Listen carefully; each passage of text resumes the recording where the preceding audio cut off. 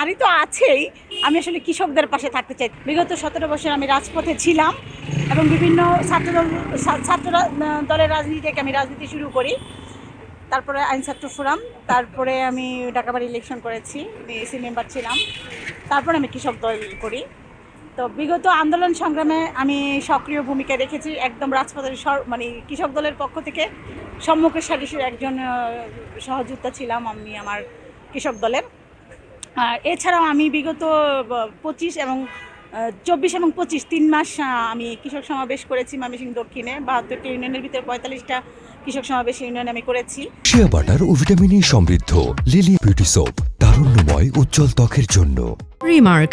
তো আমি আসলে তৃণমূলের নেত্রী ধরতে গেলে, কৃষক দলের নেত্রী যেহেতু, তা আমি আসলে নারী তো আছেই, আমি আসলে কৃষকদের পাশে থাকতে চাই। আমি যখন কৃষক সমাবেশগুলো করেছি, তাদের যে আহাজারিগুলো আমি দেখেছি, তাদের যে চাওয়া পাওয়াগুলো আমি দেখেছি।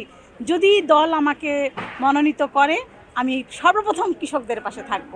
সর্বপ্রথম আমি আসলে অনেকেই, যেটা আমাদের এই সরকার ক্ষমতায় এসে একটা চাওয়া কৃষকদের পূরণ করেছে, কিন্তু এটা যেন মানে যেটা বলে ভূমি নাই, কিন্তু ওটাকে বলে কি কৃষক, এই মুহূর্তে আমার স্মরণে আসতেছে না, ভূমি নাই, এই ধরনের কৃষক যারা আছেন, মানে অন্য ভূমিহীন কৃষক যারা অন্যের জমি চাষ করেন, যারা বর্গা করে খায়, যারা তাদের যে কৃষির যে ঋণটা, হ্যাঁ, এটা কিন্তু 10,000 টাকা পর্যন্ত মওকুফ করেছে আমাদের বর্তমান সরকার, বিশেষ করে প্রধানমন্ত্রী জনাব তারেক রহমান। এটা আমাদের কিন্তু এই কৃষি ঋণটা মওকুফ করেছে।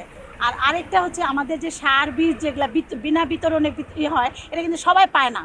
এটা দেখা গেছে যে ভাগাভাগি হয়ে যায়। এটা যেন একদম প্রকৃত কৃষক, প্রান্তিক কৃষক যাকে বলে, তারা যেন এই সুবিধাটা পায় এবং সেচ প্রকল্পটা প্রান্তিক কৃষক পর্যায়ে যেন পায়, আমি এই দিক থেকে একটু ভূমিকা রাখতে চাচ্ছিলাম।